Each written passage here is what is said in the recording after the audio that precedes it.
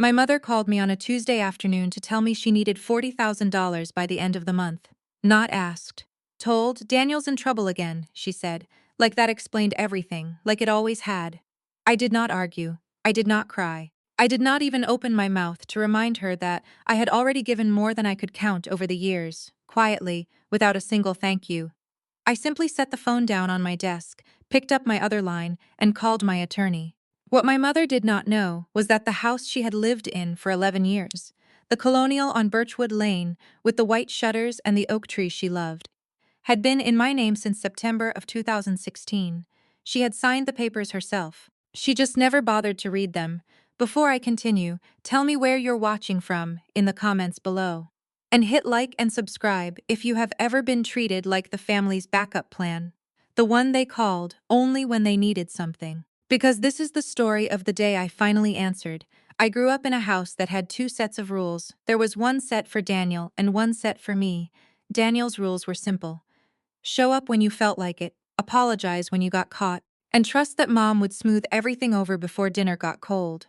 My rules were different. Study harder, stay quieter, don't make waves, be grateful for what you have. That last one was her favorite.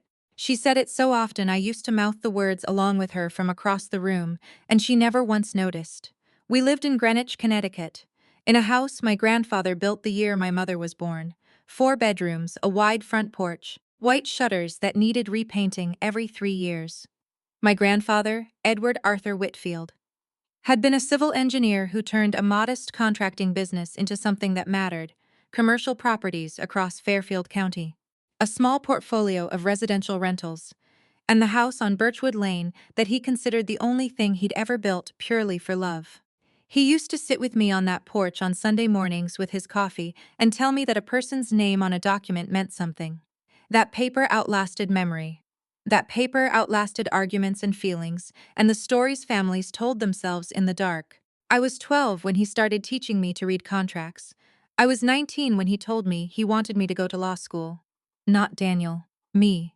I don't think my mother ever forgave him for that, though she would never have said so out loud. She had a talent for swallowing resentment and redirecting it. By the time I graduated from UConn Law at 25, she had reframed the whole thing in her mind. I had been given opportunities that made me lucky, and lucky people had a responsibility to the family. That was the word she used, responsibility. She wore it like a key, and she only ever used it to open my wallet. Daniel was 3 years older than me and had been coasting on charm since the day he figured out it worked. He wasn't a bad person in the way that cruel people are bad.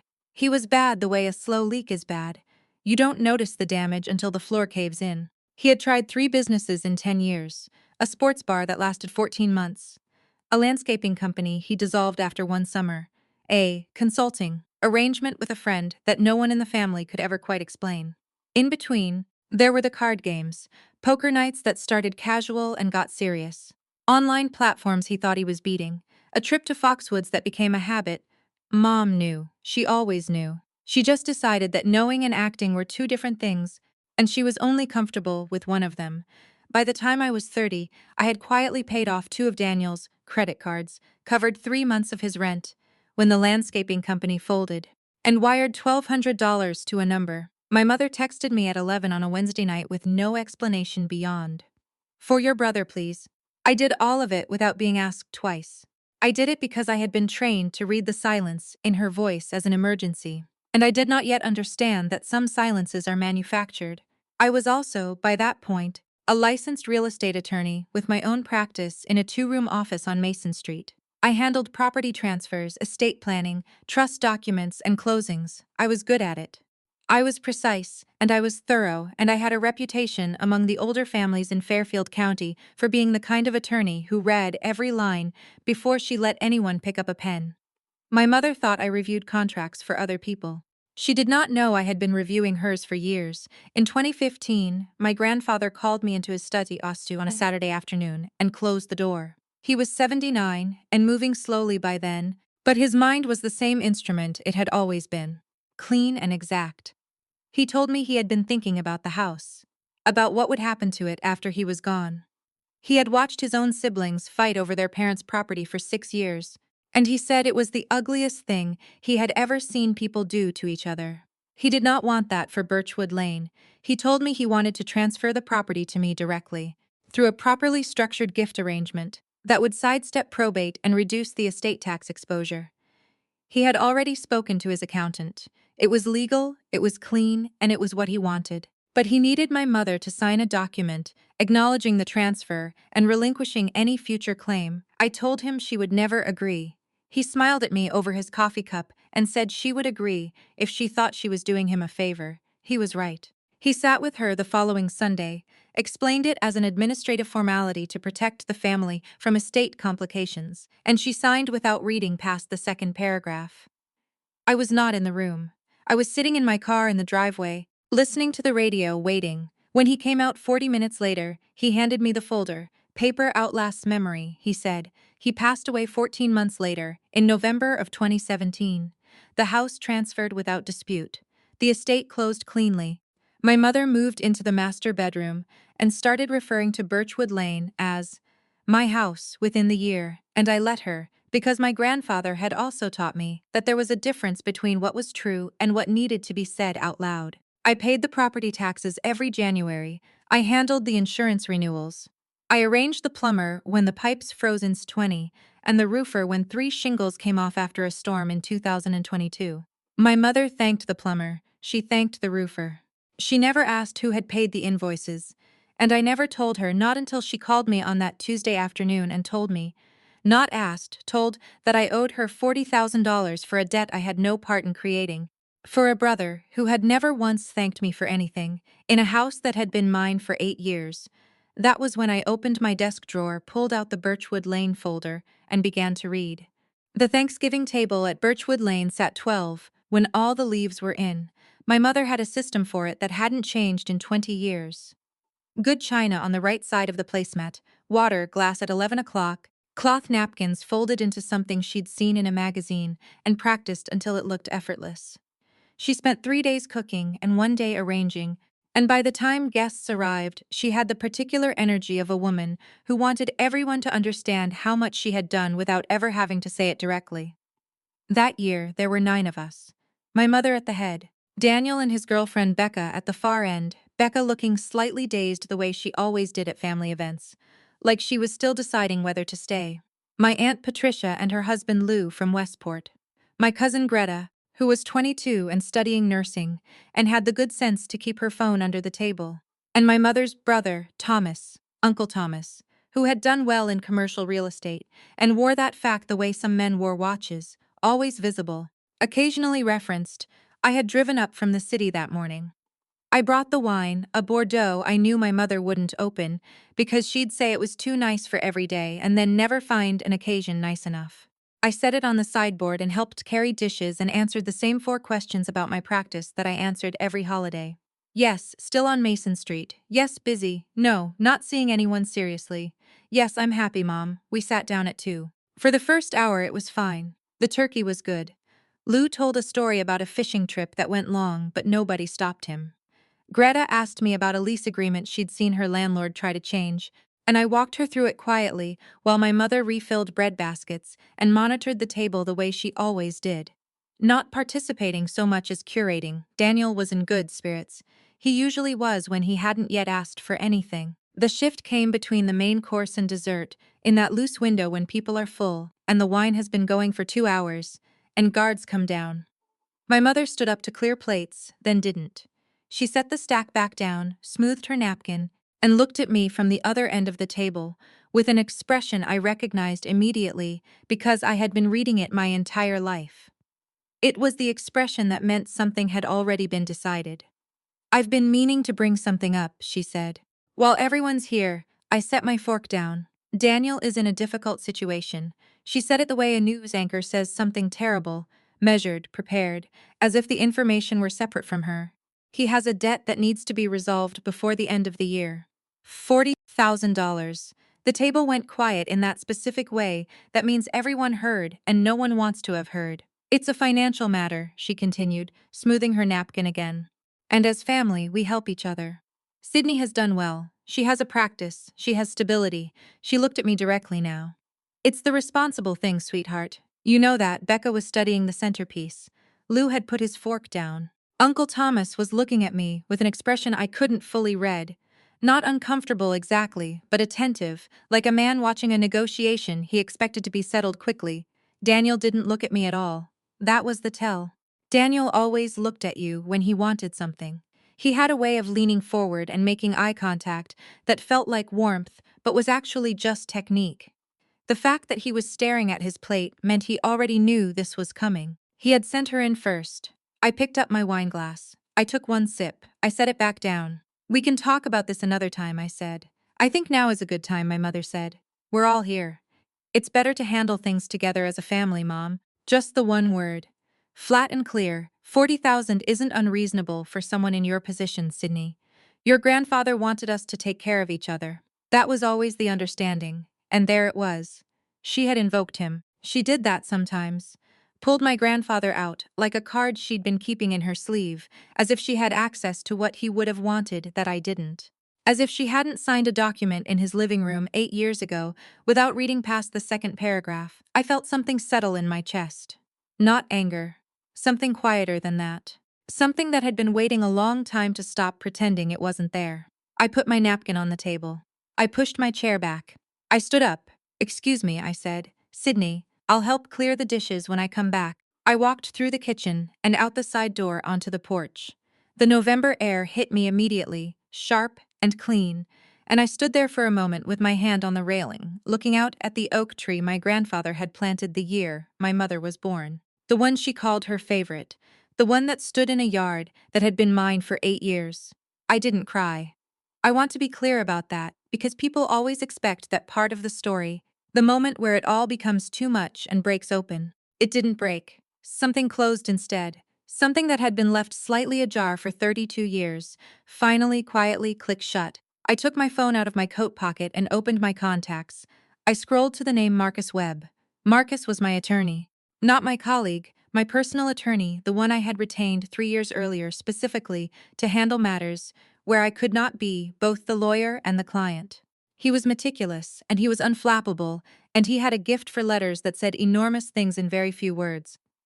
I didn't call him that night. It was Thanksgiving, and Marcus had a family too, but I typed a message and sent it before I went back inside. "Need to discuss Birchwood Lane.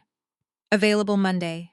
Then I opened the door, walked back through the kitchen, picked up a stack of dessert plates, and carried them to the table as if nothing had happened, because as far as anyone at that table knew, nothing had. My mother started texting at 7:30 the following morning.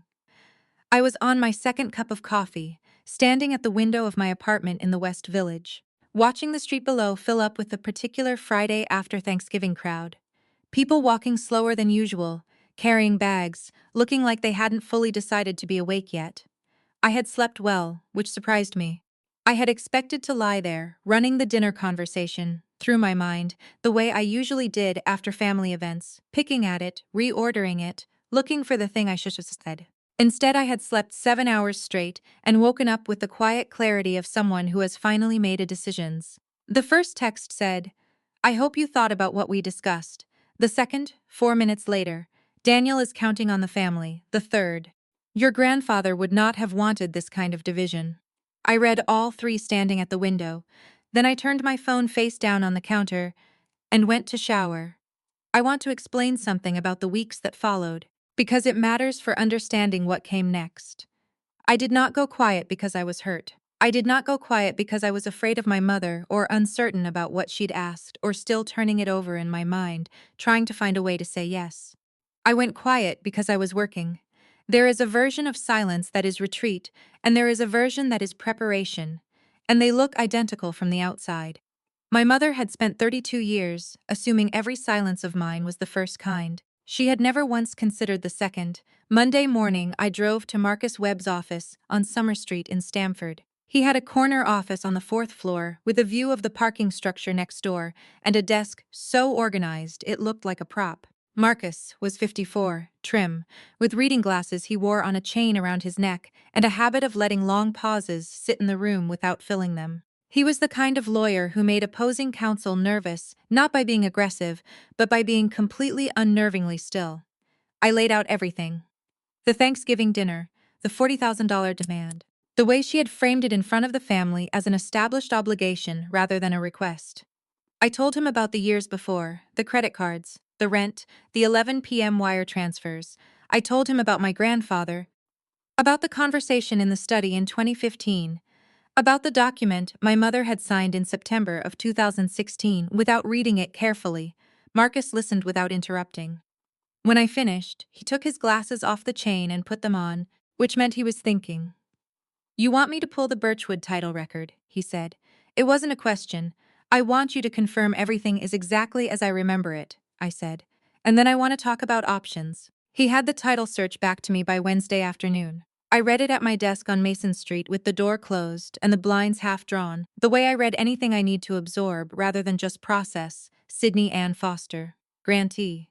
Effective September 3, 2016, the property at 14 Birchwood Lane, Greenwich, Connecticut. Lot size, legal description, assessed value as of the most recent tax year, $1,104,000. I had paid $9,847 in property taxes the previous January. I had the receipt in the same folder. My mother had lived in that house for 11 years as though it were hers by birthright, by sentiment, by the simple fact of having always been there. And in a way I understood that. Possession is a powerful feeling. Familiarity becomes ownership in the mind, long before any document says so. She had cooked in that kitchen and replaced the curtains in the front room and planted bulbs along the driveway every fall, and none of those things were small. I did not dismiss any of them, but she had also stood at the head of that Thanksgiving table and told me, in front of 9 people, including her brother, who fancied himself the family's financial conscience, that I owed her son $40,000. She had used my grandfather's name to make the demand feel sacred. She had treated my stability as a resource she was entitled to draw from, and she had done it publicly so that refusing would feel like a betrayal rather than a boundary. Paper outlasts memory. He had said it on a Sunday morning with his coffee cup, and I had thought at the time he meant it as a practical note about documentation. I understood now that he had meant it as a promise by Thursday. My mother had left 3 voicemails. I listened to each one fully before deleting it. The first was wounded. She was hurt that I had left the table, that I hadn't been willing to have a real conversation, that I was making something simple into something complicated. The second was harder. She had spoken to Daniel and to Thomas, and they all agreed I was being unreasonable, that family didn't operate like a business transaction, that some things were about loyalty and not money. The third was softer again, almost gentle, the voice she used when she wanted to signal that she was giving me a way back in without either of us having to acknowledge there had been a fight. She said she loved me. She said she just wanted to talk. I did not call back. Instead, I drafted a list on a yellow legal pad, the kind I used for case notes, and I wrote down every financial transfer I could document going back 7 years. Bank records, wire confirmations, the email chain from when I'd paid off Daniel's visa in 2019. I was not angry when I wrote it. I was precise the way I was precise in a closing, itemizing each entry with the date and the amount and the method of transfer. The list came to $63,400. I looked at that number for a long moment. Then I wrote the date at the top of the page, put it in a manila envelope, and added it to the Birchwood Lane folder. Marcus called me that Friday afternoon. "I've drafted 3 options for you to consider," he said. "Do you want to come in? Or should I send them over?" "Send them," I said. "I want to read them alone first." "That's what I thought," he said, and I could hear in his voice, not quite approval, but the particular steadiness of a person who has watched someone make a clear-eyed decision and recognizes it for what it is. I opened the email that evening, at my kitchen table, with the Bordeaux I'd brought to Thanksgiving and taken back home unopened. I poured a glass and I read. By the time I finished, I knew exactly which option I was going to choose. The folder had lived in the bottom drawer of my filing cabinet for 8 years. Not hidden. I didn't need to hide it. My apartment had no visitors who would have known what they were looking at, and even if they had, a manila envelope labeled Whitfield Estate. Birchwood Transfer 2016 was not the kind of thing that invited curiosity. It sat beneath a hanging file of closed client matters and accordion folder of tax returns, and I had opened it exactly 4 times since the day my grandfather handed it to me in the driveway, once in 2017, the week after he died, to make sure everything was in order before the estate closed. Once in 2019, when I refinanced my practice's operating line and needed to list personal assets. Once in 2020, when the pipes froze, and I called the plumber and needed the property address for the invoice. And once, on the Friday after Thanksgiving, when I carried it to my kitchen table and opened it next to a glass of Bordeaux and read every page from the beginning.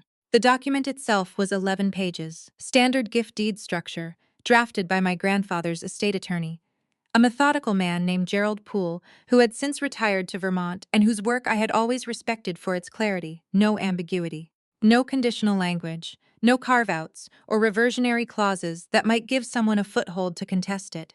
The property transferred to me outright, free and clear, with a accompanying letter of intent signed by my grandfather, stating his reasons in plain English. He wrote that he wanted the house to remain in the care of someone who would protect it. He wrote that he had full confidence in Sydney Ann Foster to do so. He wrote that he had discussed this decision with all relevant parties and that it reflected his considered and uncoerced wishes. My mother's signature was on page 9, Carol Marie Foster, printed below in her looping cursive, dated September 3, 2016. Beneath it, a witness signature from Gerald Poole's paralegal, and a notary seal that had long since dried to a faint impression in the paper. I had looked at that signature many times over the years. I had never looked at it the way I looked at it that Friday night. Not as a legal formality, but as a fact with weight and consequence. She had sat in her father's living room and signed her name to a document she had not read, and in doing so she had relinquished any future claim to the property, acknowledged the transfer as valid and voluntary, and, without knowing it, handed me something she would spend the next 8 years treating as her own. The irony was not lost on me that she had done it to help him. She had signed because he asked her to, because she trusted him, because she believed she was doing a simple administrative favor for a man she loved.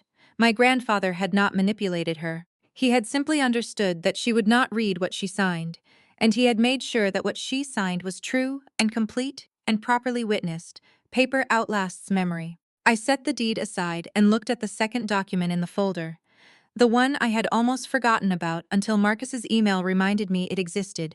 It was a supplemental trust schedule, 3 pages, attached to my grandfather's broader estate plan. It listed the assets transferred to me directly during his lifetime, outside of probate.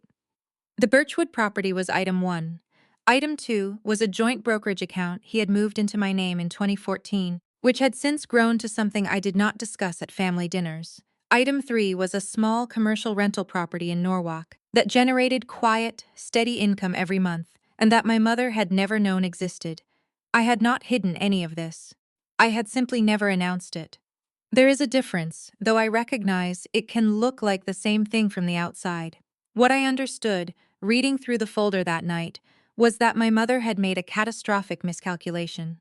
She had looked at me across the Thanksgiving table and seen what she had always seen, the responsible one, the stable one, the daughter who paid her debts and answered her phone and could be counted on to absorb whatever the family needed her to absorb.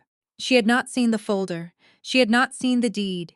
She had not seen the property tax receipts, or the insurance renewals, or the 8 years of quiet, consistent maintenance I had performed on a house she called hers. She had seen an ATM with a law degree. And she had pushed the wrong button. Marcus's email had laid out 3 options with the precision I expected from him. Option 1 was a formal written response to the demand, declining it and outlining my prior financial contributions, the $63,000 I had documented on the legal pad. Option 2 was a cease and desist style letter addressing the family pressure campaign, with a note that further contact of a harassing nature could be escalated. Option 3 was what he called a property notification, a formal letter advising my mother that the residence at 14 Birchwood Lane was my legal property, that her occupancy had been informal and undocumented, and that going forward any continued residence would require a signed rental agreement at fair market value.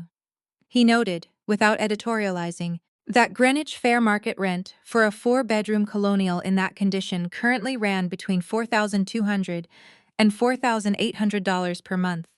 He also noted that all 3 options could be combined, sequenced, or deployed individually depending on my objectives. I read the email twice. I finished my wine.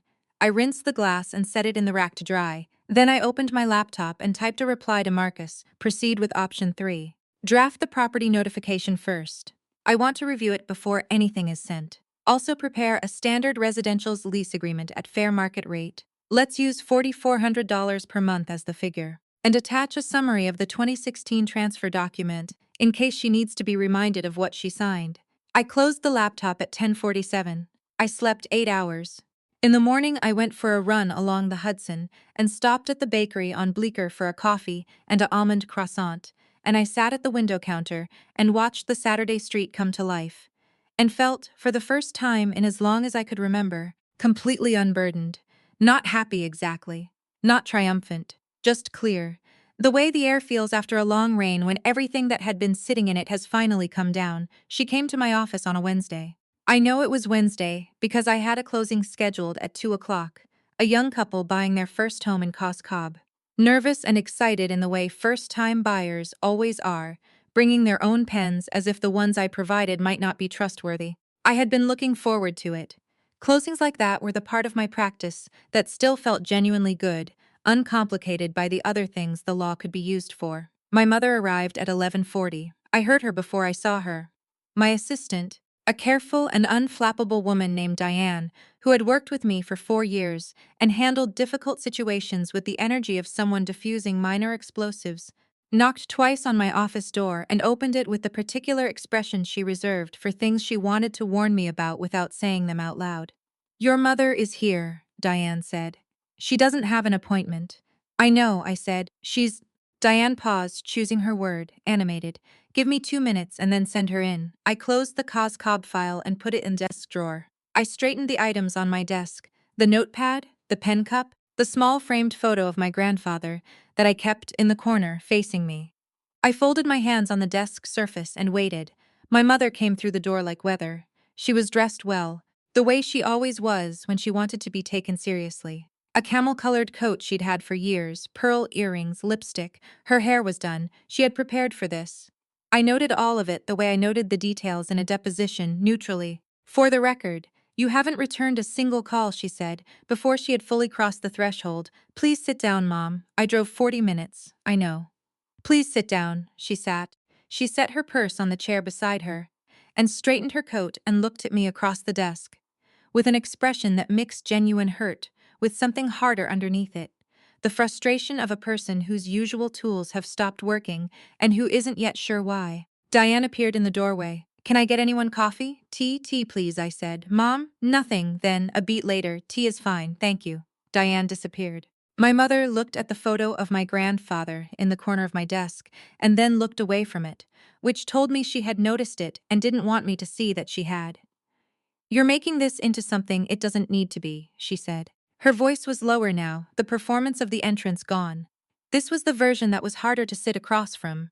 The genuine one. The one that sounded like the mother I had actually loved. "Daniel is in real trouble, Sydney. These aren't casual debts. There are people involved who are not patient." "I understand that," I said. "Then why?" "I understand that Daniel's situation is serious," I said. "I'm telling you I understand it. I'm not telling you it's my responsibility to fix it." She looked at me the way she used to when I was 12 and had said something that surprised her. "He's your brother, he is. Family takes care of each other." "Some families do," I said. "Ours takes care of Daniel." The room went quiet. Diane came back with 2 mugs and set them on the desk, and left without making a sound, which I would thank her for later. My mother wrapped both hands around her mug. She didn't drink from it. That's an ugly thing to say. It's an accurate thing to say. I've been saying the polite version for 20 years and it hasn't changed anything. "You don't know what I've sacrificed, Mom." I said it the same way I'd said it at Thanksgiving. Flat and clear. "I'm not going to do this with you today. I have a closing at 2 o'clock and a client who deserves my full attention. I'm not going to spend the hour before it in an argument about family sacrifice." Her jaw tightened. She set the mug down without drinking from it. "Then when? When will you be available to have a real conversation about your brother's life?" "When it's a conversation," I said. "Not a collection call." She flinched at that. "Good. I hadn't meant it to be cruel. I had meant it to be precise, which is a different thing, though I understand they can feel the same." "I'm your mother," she said, quietly now. This was the last tool, the one she kept in reserve. "I raised you in that house. I gave up things for you that you don't even know about. And you sit here in your office, with your closed door, and your assistant, and you treat me like I'm a stranger, making an unreasonable request." I looked at her for a moment before I answered. I looked at the pearl earrings and the camel coat and the lipstick she had put on to come and ask her daughter for $40,000. I thought about the Thanksgiving table and the voicemails and the 11 p.m. texts. I thought about the folder in Marcus's office and the deed with her signature on page 9. I don't think you're a stranger, I said. I think you're someone who has made certain assumptions about me for a very long time, and I think those assumptions are going to need to be revised. She blinked. What does that mean? It means I'm not going to give you $40,000. It means that decision is final and it isn't going to change, regardless of who you talk to or what you say to the family. And it means, I paused, measuring the words. It means there are some things we're going to need to discuss in the near future. About the house. About the arrangements that have been in place since Grandpa passed. Something shifted in her face. Not understanding, not yet. But the first faint signal that the ground might not be as solid as she'd thought. What arrangements, she said. It wasn't quite a question. We'll talk soon, I said. I'll be in touch. She sat there for another moment, holding the mug she still hadn't drunk from, looking at me with an expression I had never seen on her before. It was not anger. It was not hurt. It was the specific unease of a person who has walked into a room they thought they knew and found that some of the walls have moved. She stood. She picked up her purse. She buttoned her coat with hands that were slightly less steady than when she'd come in. At the door, she turned back. Your grandfather loved this family, she said. He would be very disappointed. I looked at the photo in the corner of my desk. The Sunday morning coffee cup, the porch, the oak tree. I think about what he would have wanted every day, I said. We probably just have different ideas about what that is, she left. I heard her heels on the hardwood in the reception area, Diane's murmured goodbye, the front door opening and closing. I picked up my mug, drank the tea, and opened the Coscob file. At 2 o'clock, I watched a young couple sign their names to a deed and become the legal owners of a home they had worked 4 years to afford. The woman cried a little. Her husband pretended not to notice and then cried a little too. I handed them both tissues from the box I kept on the conference table for exactly this reason. It was a good closing. The call from Uncle Thomas came on a Thursday evening, 9 days after my mother's visit to the office. I was at my kitchen counter, eating leftover soup and reading a title dispute that had come in that afternoon. And when his name appeared on my screen, I set the bowl down and looked at it for 2 full rings before I answered. Thomas Whitfield was my grandfather's younger brother's son. Technically my first cousin once removed, though no one in the family observed that distinction.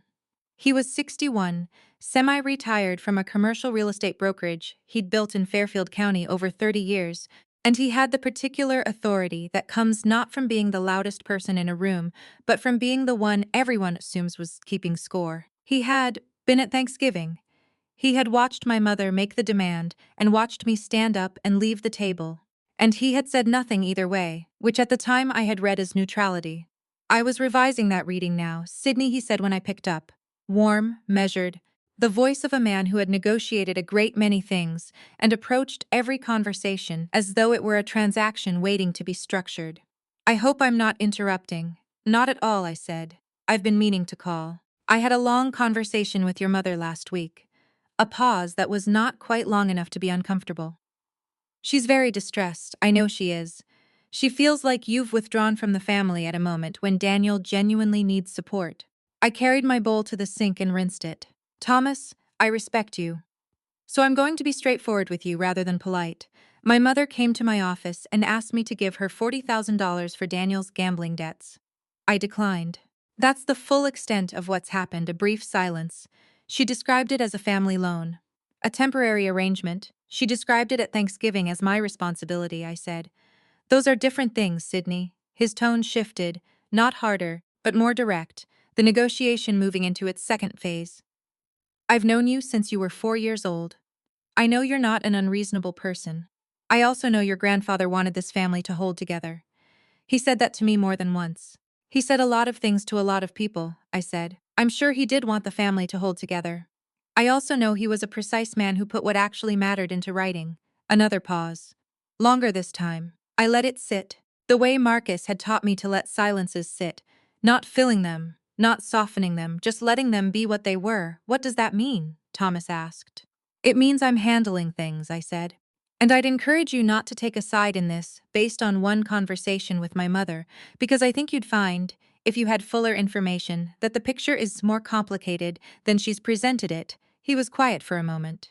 Then, she told me you hinted at something. About the house. I told her there were things we'd need to discuss. That's accurate. She's very worried, Sydney. I know.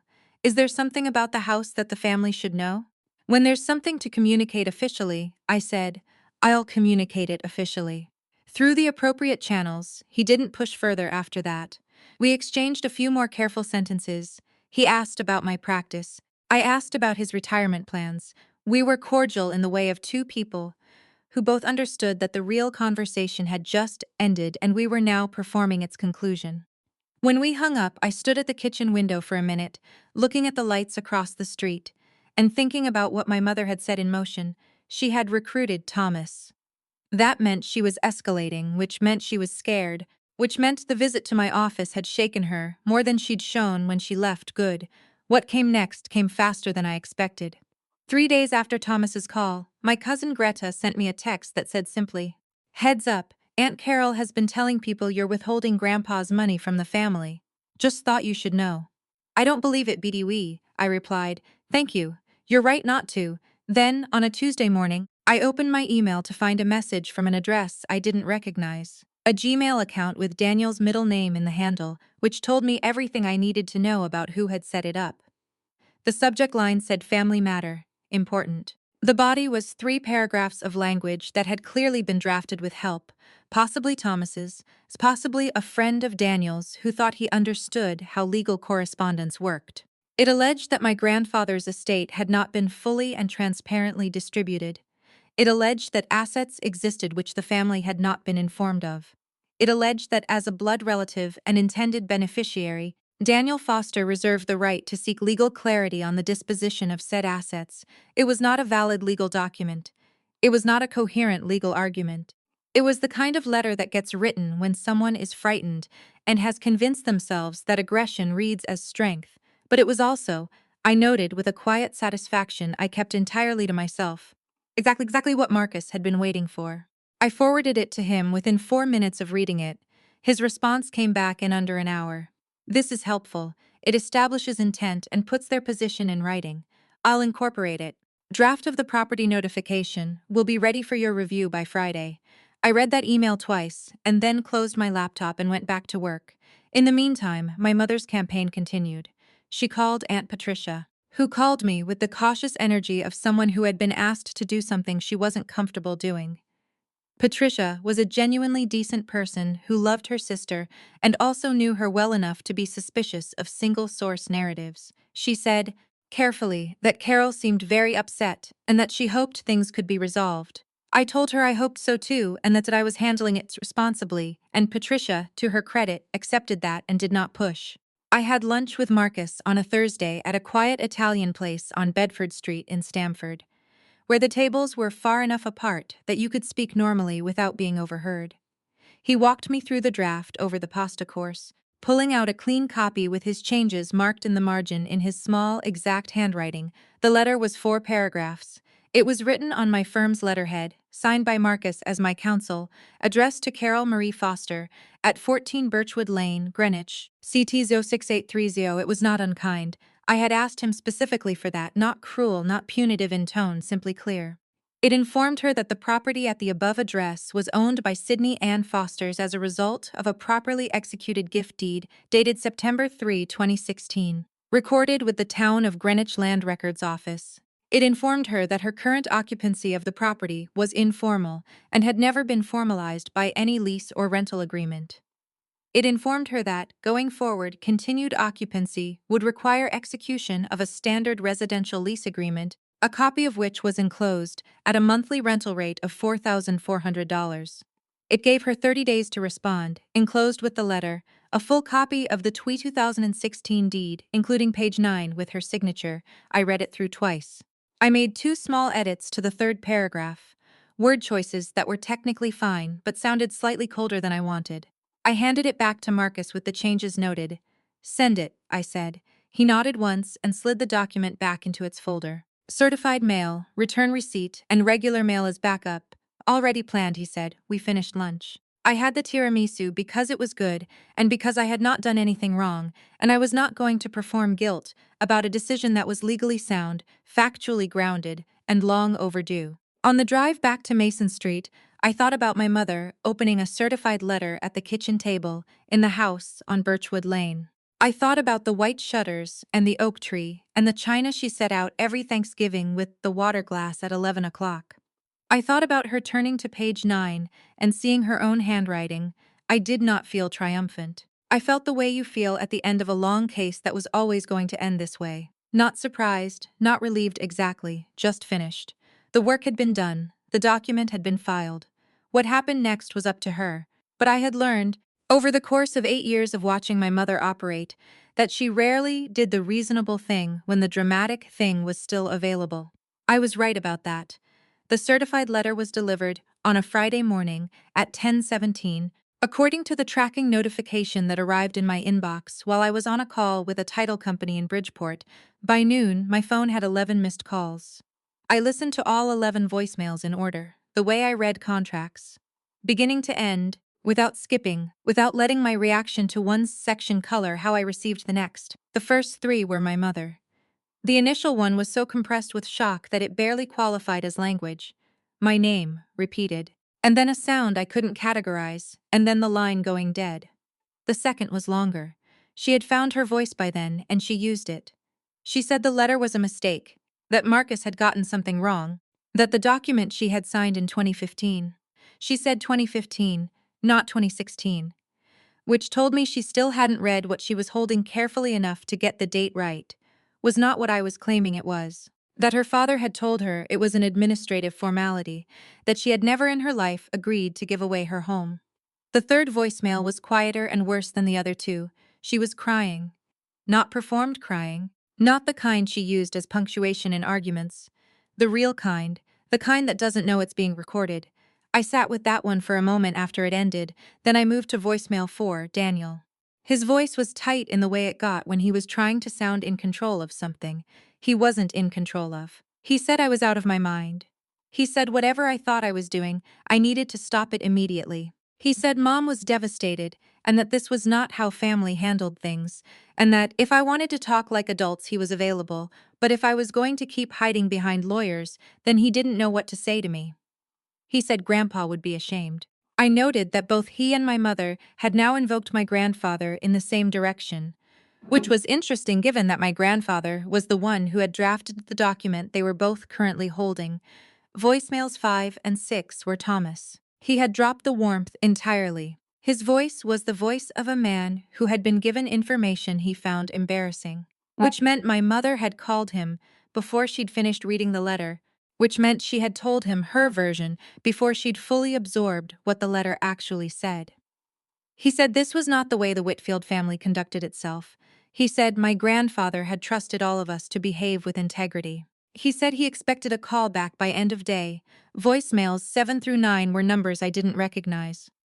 One was a woman I eventually identified as a friend of my mother's from the country club, who had apparently been recruited into the effort and who left a rambling message about family values and the importance of not letting legal matters destroy relationships.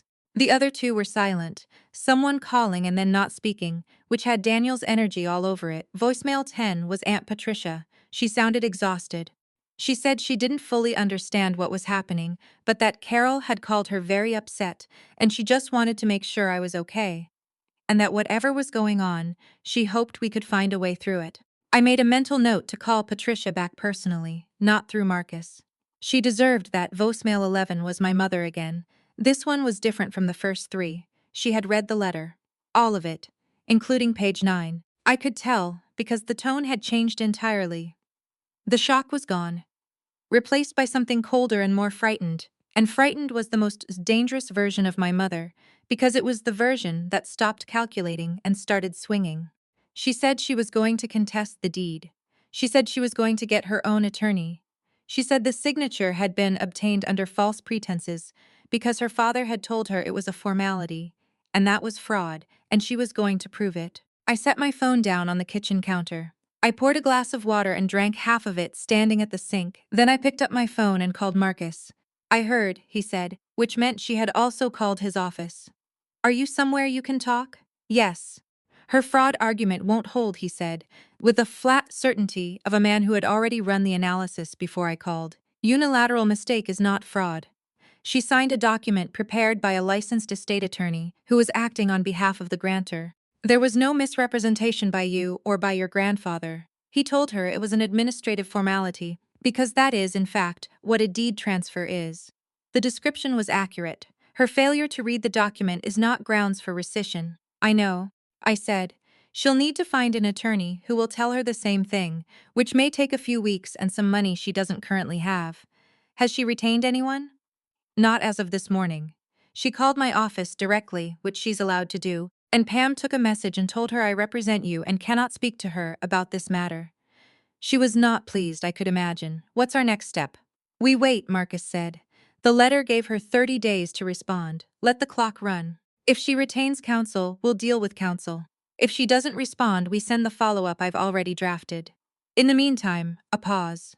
I want to flag something. Go ahead. The email from Daniel's account. The one alleging the estate wasn't properly distributed. He let that sit for a moment. If he pursues that line, formally or informally, it opens discovery into the estate records, which means it opens the trust schedule. I know. He may not realize what that exposes. He doesn't, I said. He's never been interested in paperwork. Then let's hope his attorney, if he gets one, explains it to him before he files anything. We agreed to speak again at the end of the following week. I hung up and sat down at my kitchen table and looked at my phone for a minute. 11 missed calls.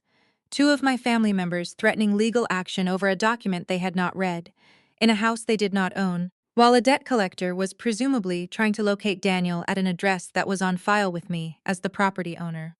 I thought about that last part. I opened my laptop and typed a short email to Marcus. One additional instruction I had been considering for 3 days and had now decided was the right move. One more thing. Daniel's creditors. If they contact the property address, they're legally permitted to know who the current property owner of record is. That's public information through the Land Records Office.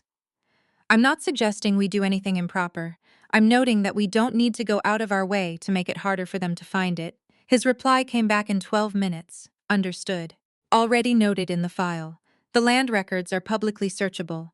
We have no obligation to obscure what's on record. I closed the laptop. 2 days later, on a Sunday afternoon, something happened that I had not planned for, but that I recognized immediately as the moment the whole arrangement shifted from a legal matter into something else entirely. My mother sent an email, not a voicemail, not a text, an email, which meant she had sat down deliberately and composed something she intended to be read carefully. The subject line was, Sydney, I need you to understand what you have done to this family. It was long. 4 paragraphs, almost 600 words, written with the particular grammar of someone dictating to themselves as they typed. Emotional and repetitive in places, sharp in others. She said I had betrayed her. She said I had hidden the truth about the house for years, while accepting her hospitality and her care, which was a revisionist history of our relationship, so thorough it was almost impressive. She said my grandfather had been manipulated by me at the end of his life, that I had taken advantage of his trust, that Daniel and she deserved to know the full picture of what the estate had contained. Then came the paragraph I had been waiting for. I know there is more. I know Dad had other assets that were moved before he died. I know you have been managing money that belongs to this family, and I am formally requesting a full accounting of everything that was transferred to you, or placed in your name since 2014. If you will not provide this voluntarily, I will pursue it through whatever legal means are necessary. This family deserves the truth. I read it twice. Then I forwarded it to Marcus with a single line of my own. She just asked for a full accounting of the 2014 transfers. His reply arrived before I had put my phone down. I saw it. She has no legal standing to demand that accounting. Those were inter vivos gifts made by a competent grantor with full legal advice. But more importantly, she just put in writing, on a documented email chain, that she believes assets were improperly withheld from the family. That is an allegation of fraud against you. By making it in writing and copying Daniel, she has now created a paper record of a claim she cannot substantiate. Then, after a brief pause, a second message arrived. She's handed us the public meeting. I read that line 3 times. Marcus and I had discussed the possibility of a formal family meeting, a structured setting where everything could be laid out clearly, with documentation, in front of witnesses. I had been uncertain about it. I had not wanted to make this more theatrical than it needed to be. I had not wanted to humiliate anyone. But my mother had just written 600 words accusing me of fraud and sent them to every adult member of my immediate family. The meeting was no longer optional. I typed back, "Set it up." The meeting was held on a Saturday afternoon in the second week of December. Thomas had arranged it, which was my mother's idea and suited mine perfectly. He had a conference room at his brokerage office in Westport, a proper one, not a living room, not a kitchen table, with a long oval table and 8 chairs and windows that looked out over the post road toward the water. He had used it for family mediations before, he said, when he called me on a Wednesday to confirm the details. He said it in a way that suggested he expected this to function like one of those. A sit-down between two sides, with a reasonable middle ground waiting to be found. I did not correct his expectation. I told him I would be there at 2 o'clock, and that I would be bringing my attorney. A silence followed that was the longest one Thomas had produced in any of our conversations. "Is that necessary?" he said. "Yes," I said. He arrived at the same time I did, 2 minutes before 2, and the look on his face when he saw Marcus Webb, walking beside me in a charcoal suit with a leather document case under his arm, was the look of a man who had just understood that he had been operating with incomplete information. My mother and Daniel were already inside. I saw them through the glass panel beside the door before we entered. My mother was sitting with her back to the window, her coat still on, her hands flat on the table in front of her. She had dressed as she had for my office, the effort of someone who wanted to project composure and was working harder at it than usual. Daniel was beside her in a dark sweater, his chair pushed slightly back from the table, which was a body language tell I had learned to read years ago. Pushed back meant he wanted the option to leave. There was a woman I didn't recognize on my mother's other side. Late 40s, trim blazer, a notepad on the table in front of her. I looked at Marcus. "Paralegal," he said quietly, having clearly drawn the same conclusion. "Or a friend she's asked to take notes. Either way, it doesn't change anything." We went in. My mother looked at Marcus, and then at me, and then at Marcus again. "You brought a lawyer," she said. "You know Marcus," I said. I took the chair directly across from her and set my bag on the table. Marcus sat beside me and placed the document case in front of him without opening it. Thomas sat at the head of the table, the mediator position, and folded his hands with the practiced neutrality of a man who had done this before, and was not yet sure it was going to work this time. "I appreciate everyone making the time," Thomas said. "I think we all want the same thing, which is to get to a place of clarity and, hopefully, resolution." "Carol, do you want to start?" My mother had prepared. I could tell because she didn't reach for notes. She had memorized what she wanted to say, which meant she had rehearsed it, which meant she had been thinking about this room for 2 weeks. She spoke for almost 7 minutes without stopping. She talked about the family, about my grandfather's intentions, about what she described as a pattern of secrecy and exclusion that had robbed her, and Daniel of their rightful understanding of the estate. She used the word betrayal 4 times. She used my grandfather's name 6 times, always in a context that implied she had access to his wishes that I did not. She did not look at me while she spoke. She looked at Thomas. Daniel said almost nothing during his mother's remarks. He was watching me with an expression I hadn't seen on him before. Not the usual easy confidence, not the practiced charm, but something stripped back and uncertain, like a man standing on ground that has recently proven unreliable and is now testing each step before he takes it. When my mother finished, Thomas looked at me. "Sydney." I had not prepared remarks. I had prepared documents. I reached into my bag and removed a set of folders, 7 of them, one for each person in the room including the woman with the notepad, and I passed them down the table without a word. Marcus placed his copy in front of him without opening it, because he had already read everything inside. "What is this?" my mother said. "Everything," I said. "The deed, dated September 3, 2016, recorded with the Town of Greenwich Land Records. The trust schedule from Grandpa's estate plan, listing the assets transferred to me during his lifetime. The proprietary tax records for Birchwood Lane for the past 8 years, showing my name, my payments. The insurance renewal documents. The title search Marcus pulled in November." I paused. "And page 9 of the deed, with your signature enlarged to full page so it's easy to read." The room was quiet. Mother opened the folder. I watched her hands as she turned pages. They were steady at first, and then they weren't. Daniel opened his folder more slowly, with the reluctance of a person who already knew the news was bad, and was calculating whether knowing it officially was better or worse than staying uncertain. Thomas opened his and went still almost immediately. He was a real estate man. He knew how to read a deed. He knew what he was looking at within 30 seconds of turning the first page. And I watched the particular quality of his silence change from procedural to something more fundamental. The silence of a man who is quietly revising a story he thought he understood. The woman beside my mother leaned over and looked at the folder, and then straightened up and looked at the wall. "This is the document I signed," my mother said. Her voice was different. The rehearsed quality was gone. "He told me it was a formality." "It was a formality," I said. "A legally executed property transfer is, by definition, an administrative process." He described it accurately. He told me it didn't change anything. "It changed the name on the title," I said. "That was the point." "That was what he wanted it to do, Sydney." Her voice cracked on the second syllable. "I have lived in that house for 11 years. I know you have. I planted that garden."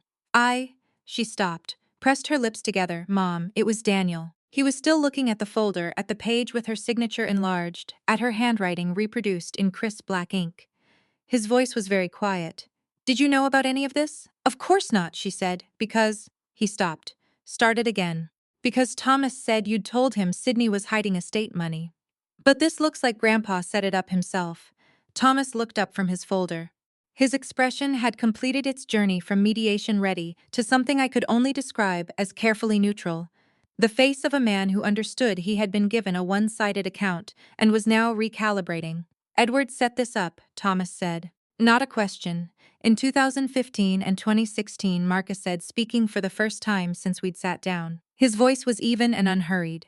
"All properly documented, all executed with full legal counsel, all recorded with the relevant municipal offices. The estate closed without dispute in 2018. These are not hidden assets. They are assets that were transferred during Edward's lifetime, which is his legal right to do, and which are fully reflected in the public record."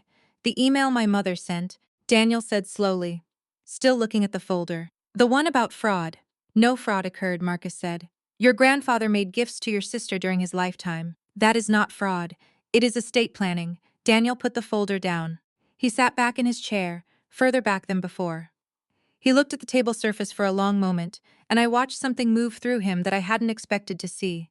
Not anger, not the bluster I had braced for, but something that looked like the particular exhaustion of a person who has just understood, fully and finally, the dimensions of the mess he is in.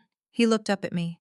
"How much is the rent?" he said, not hostile. "Just asking. 4,400 a month." I said. "Fair market for a 4-bedroom colonial in Greenwich in current condition."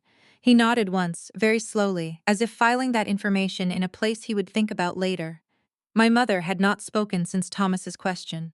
She was still looking at the folder, at the page with her signature, and her face had the quality of a person who is processing something that cannot be unprocessed, the kind of knowledge that rearranges everything behind it as it lands. The coat she had buttoned so carefully that morning was suddenly too warm in the heated room, and she reached up and loosened the collar with a hand that shook slightly, and then stopped. Thomas closed his folder. He looked at me across the table with an expression that was, for the first time in any of our recent conversations, simply direct.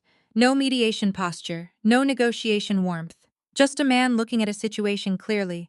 "She can't pay 4,400 a month," he said. "I know," I said. "What are you proposing?" I glanced at Marcus, who gave me the smallest nod.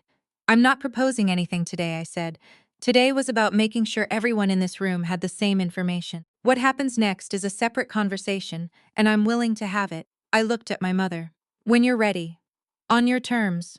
With your own attorney present if you want one." She looked up from the folder. Her eyes were dry, which surprised me. I had expected tears, the real kind, the same kind I'd heard in the voicemail. But what was on her face instead was something older and quieter than crying. It was the expression of a person who has spent a long time holding a story that has just been replaced by a different one, and who does not yet know what to do with their hands. The woman beside her closed her notepad. Daniel stood up first. He gathered his copy of the folder and tucked it under his arm and looked at me one more time across the table. "I'm going to call you," he said. "Not about money. He stopped. I'll call you. Okay, I said. He walked out. Thomas followed him into the hallway, and I heard their voices, low and indistinct, through the glass. My mother stayed seated. The room was very quiet. The afternoon light through the post-road windows had gone flat and gray the way December light does, and the conference room felt smaller than it had an hour ago. The spacing contracted around the two of us the way rooms do when the performance is over, and what's left is just the truth. She looked at the photo on the front of the folder. The cover page Marcus had formatted, which showed the recorded deed stamp from the Greenwich Land Records office, official and plain and irrefutable. He really gave it to you, she said. Yes? He never told me. No, I said. He didn't. She was quiet for a long time. Outside, a car passed on the post road. The radiator in the corner ticked. I don't have anywhere to go, she said, quietly. No performance in it at all, I know, I said. That's why I said we'll talk. We'll figure something out. She looked at me then. Really looked at me, in a way she hadn't in years. Without the overlay of the story she'd been telling about me and about the family, and about who owed what to whom. Just the look. I didn't read it, she said. I know you didn't. He told me it was a formality and I trusted him and I didn't read it. I know, Mom.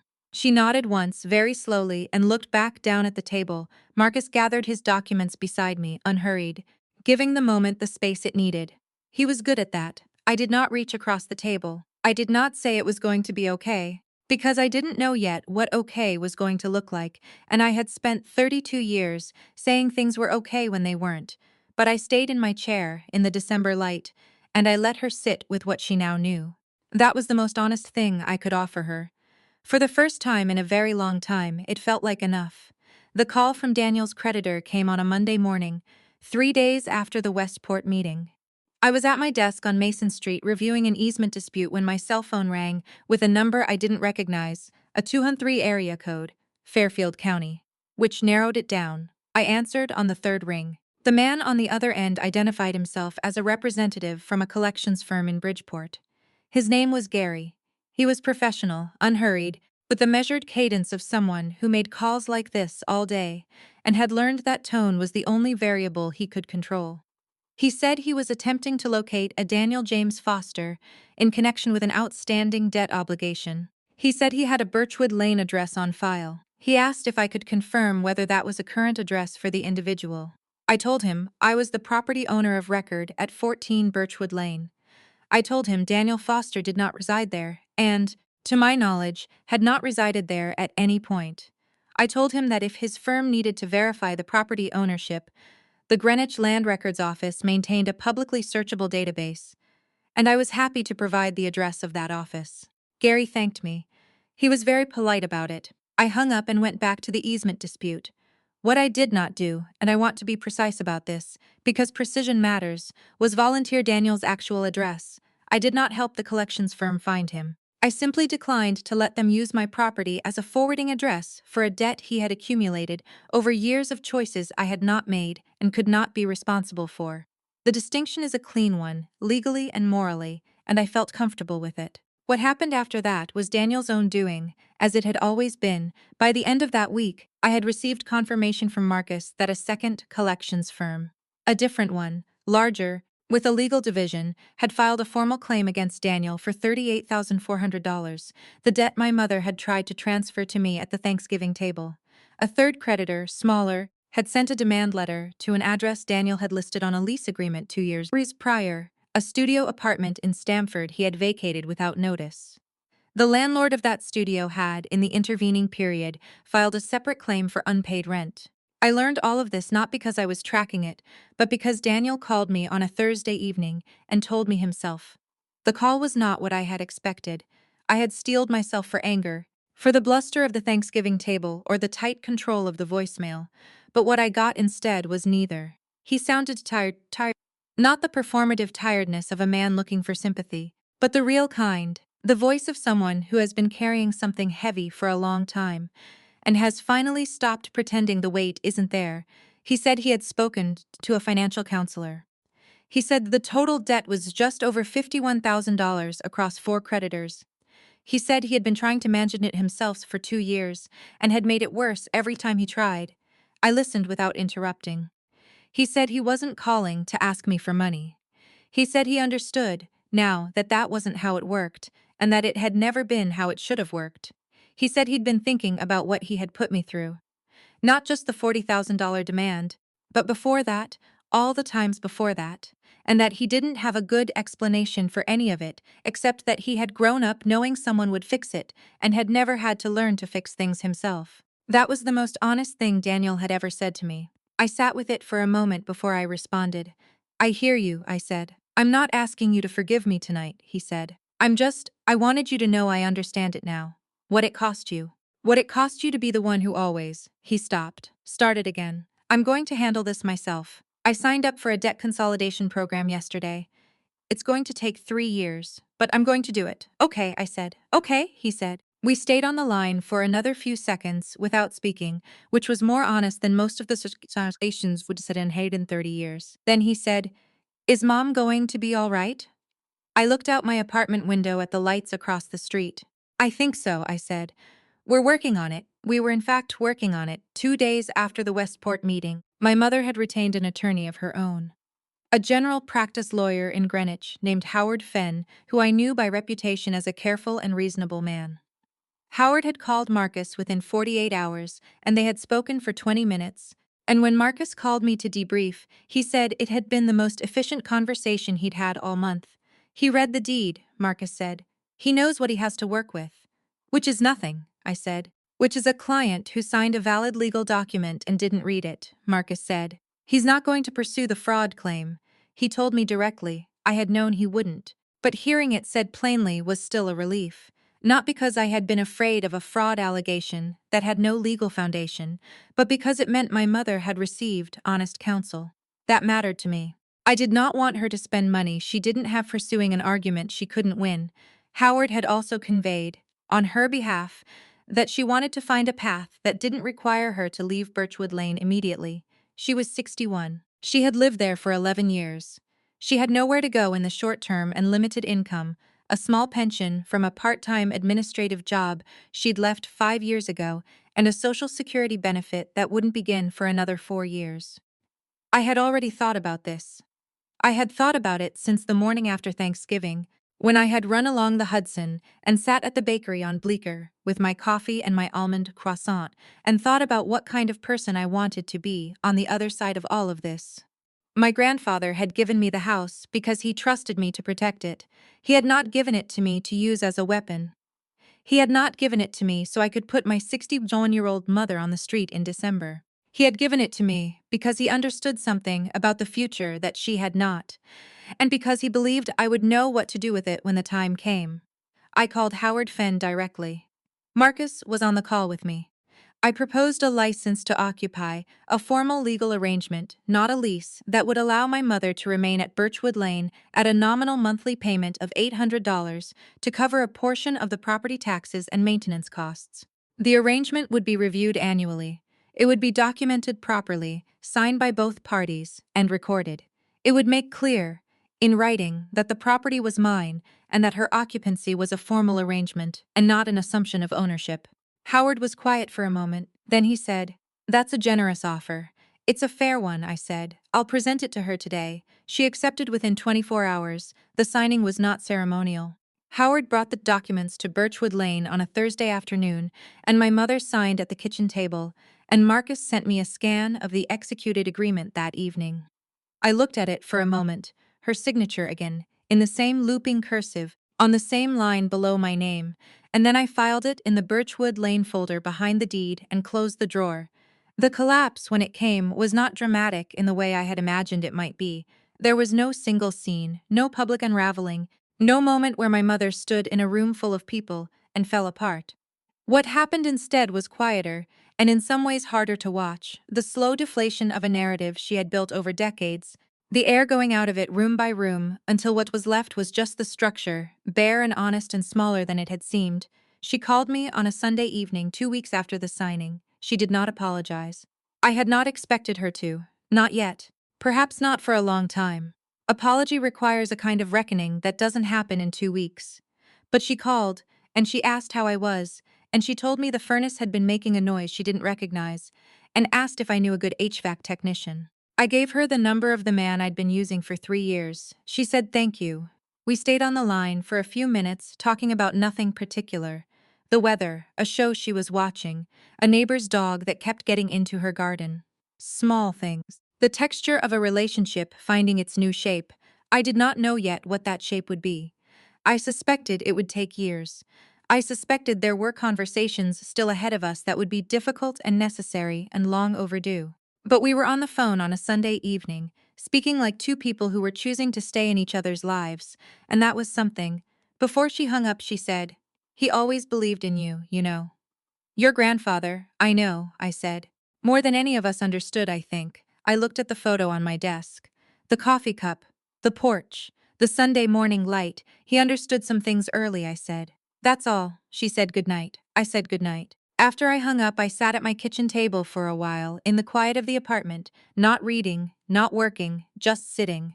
Somewhere in a filing cabinet in my office on Mason Street there was a folder with a deed in it, and a trust schedule, and 8 years of property tax receipts, and a license to occupy signed 2 weeks ago at a kitchen table in Greenwich. Paper outlasts memory. But people, I thought, people had a chance to outlast paper, if they chose carefully enough. I thought my mother might choose that. I was not certain.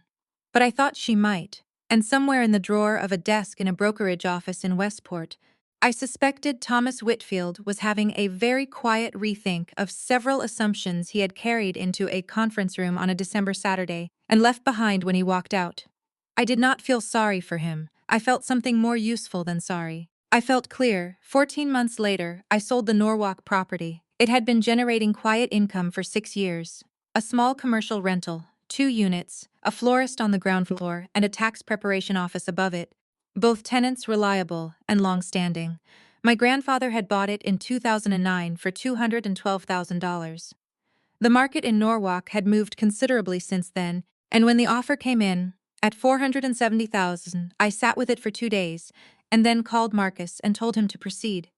My mother did not know the Norwalk property existed until I told her myself, on a Tuesday evening in February, over dinner at a restaurant in Greenwich, she had suggested.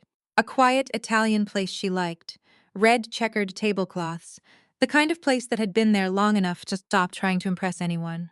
I told her because I had decided that the new version of our relationship, the one we were building slowly and without a blueprint, required a different standard of honesty than the old one. Not full disclosure of every asset and arrangement, that was not what she was owed, but no more strategic silence. No more information managed as a defensive measure. She listened without interrupting, which was itself a change. When I finished, she was quiet for a moment, turning her wine glass slowly on the tablecloth. Then she said, "He was always doing something." "He was," I said. I never paid enough attention. I did not say anything to that. I let it sit, the way Marcus had taught me, and she let it sit too, and neither of us tried to resolve it into something neater than it was. The Norwalk sale closed on a Thursday in late March.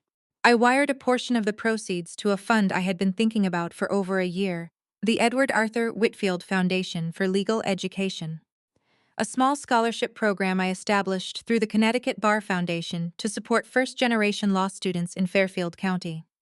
The inaugural award was $5,000 annually, renewable for 3 years, and the selection criteria my grandfather would have written himself. Academic excellence, financial need, and a demonstrated commitment to using the law to protect people who could not protect themselves. I did not announce it to the family. I filed the paperwork, made the initial endowment, and received a confirmation letter that I put in the bottom drawer of my desk, next to the Birchwood Lane folder. The first scholarship recipient was a 23-year-old woman from Bridgeport named Amara, who was in her second year at Quinnipiac Law, and who wrote in her application essay about watching her grandmother lose a housing dispute because she couldn't afford an attorney. I read that essay twice. Then I approved the award and wrote a personal note on the foundation letterhead, which I had not planned to do but which felt right. I thought my grandfather would have approved. Daniel called me on a Wednesday evening in April, 4 months into his debt consolidation program. He said it was harder than he had expected and easier than he had feared, which I thought was probably the most honest assessment of any difficult undertaking. He had taken a job, a real one, project coordination for a mid-sized construction firm in Stamford, the kind of work that required showing up at 7 in the morning and staying until the job was done. He said it was nothing like he'd imagined his life looking at this point. He said some mornings it felt fine and some mornings it didn't. I told him that sounded like most people's lives. He laughed, a real one, short and unguarded. Yeah, he said. I'm figuring that out. We had been talking more regularly since December. Not long calls, not confessional ones. Just the ordinary contact of two people who had decided to remain in each other's lives and were figuring out what that looked like without the old infrastructure of need and obligation holding it up. It was tentative and sometimes awkward, and I thought it might become something genuine over time, if we were both patient enough. I was willing to try. My mother had not missed a monthly payment, $800, the first of every month, transferred directly to the property management account I had set up through my practice. She had paid October, November, December, January, February, March, April, 7 payments, on time, without reminder. I noticed each one without comment, which I think was the right choice. Acknowledgement would have made it into a performance of virtue. The payment itself was already that. A choice, made monthly, to meet an obligation she had not known she had until 4 months ago. She had also quietly begun reading things she signed. I knew this because Howard Fenn had called Marcus in February about a routine renewal of the license agreement, a minor administrative update to the payment schedule, and had mentioned, in passing, that his client had asked him to go through the document line by line before she executed it. Marcus had passed this along to me with no additional comment, because he understood that some information was worth noting and not annotating. I thought about my grandfather when I heard that. I thought about the study, the closed door, the Saturday afternoon in 2015. I thought about what he had understood about the future that the rest of us hadn't yet seen. He had known she wouldn't read things until she had a reason to. He had waited patiently for the reason to arrive. In May, I drove up to Greenwich on a Saturday morning. Not for any particular reason, not for a meeting or a signing or a conversation that needed to happen. I drove up because it was a clear day, and I had no closings scheduled, and I had been thinking about the oak tree. My mother was in the garden when I arrived, which surprised me because I had not told her I was coming. She was on her knees by the rosebed along the driveway, wearing canvas gloves, a trowel in her hand, and a flat of bulbs on the ground beside her. She looked up when she heard the car, and then sat back on her heels and watched me park. I got out. She stayed where she was. I was in the neighborhood, I said. She looked at me for a moment with an expression I couldn't quite name, not the expressions I had catalogued over 32 years of reading her face, but something different, something without the overlay of strategy or need. Just her face, in the May morning, a little tired and a little more at ease than I had seen it in a long time.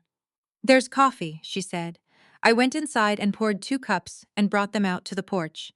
She came up from the garden, pulling off her gloves, and sat in the chair beside mine. The same chairs that had been there since my grandfather's time, wood gone soft and gray from years of weather. We sat for a while without talking. The oak tree was in full leaf, the branches moving slightly in the May wind, the light coming through them in the broken way. Light comes through leaves when there are enough of them to make something worth calling shade. He used to sit here, she said. I know. Every Sunday morning, I know, I said. I sat with him. She nodded. Drank her coffee.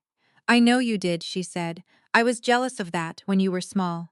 That he chose you to sit with. She said it without accusation, just as a fact being set down. I think I was always a little jealous of what he saw in you. I looked at the tree. He saw the same thing in you, I said. He just worried about it differently. She was quiet for a moment. What does that mean? It means he loved you and he knew you, and he made the decisions he made because of both of those things. I paused. Not instead of you. Because of you. She turned that over for a while. The tree moved in the wind. That's a very lawyerly way to say something, she said. I learned from the best. She made a sound that was almost a laugh. Not quite, but close. The closest we had come. We finished our coffee. She went back to her bulbs, and I sat on the porch a little longer, and then I helped her carry the empty flat to the garage, and told her I'd call about the furnace follow-up before the next service appointment. She said thank you the way she was learning to say it. Simply, without the weight of everything that used to be attached to it. I drove back to the city in the early afternoon, with the windows down, the May air coming through, the Merritt Parkway unspooling ahead of me in the light. I thought about the folder in the bottom drawer. The deed, the trust schedule, the receipts. The license to occupy, signed at the kitchen table, filed behind everything else. I thought about Amara in Bridgeport, reading case law in a library somewhere, working towards something that would outlast all of us. I thought about my grandfather in his study on a Saturday afternoon, closing the door. Beginning a conversation that had taken 10 years to finish. Paper outlasts memory. But what lasts longer than paper, I had come to understand, is the decision to use what you were given with enough care that it compounds forward. Into people, into work, into the quiet, durable things that don't announce themselves. He had known that, now I did too. I don't tell this story to make myself sound wise. I made mistakes all through it. I waited too long, I absorbed too much. I let the silence between what I knew and what I said grow so wide that when it finally closed, it felt like a rupture instead of a correction. But I tell it because I think some of you know what it is to be the one who is counted on, to give and give until you forget that you are also allowed to keep. To be the stable one, the responsible one, the one who answers the phone at 11 at night and never asks what the money is really for. I want you to know that stable does not mean unlimited. Responsible does not mean without limits. And the love you give your family does not require you to disappear into it. Ride what you sign. Know what you own. And when someone tells you that your worth to the people around you is measured only in what you can provide, remember that your grandfather, or whoever in your life saw you clearly and early, probably already made sure the record said something different. If this story stayed with you, leave me a comment below and tell me where you're watching from. If you've ever been the one your family counted on a little too heavily, tell me about it. I read every single one. Hit like if this reached you, and subscribe if you want to hear what came next, because there is always more, and I'm just getting started.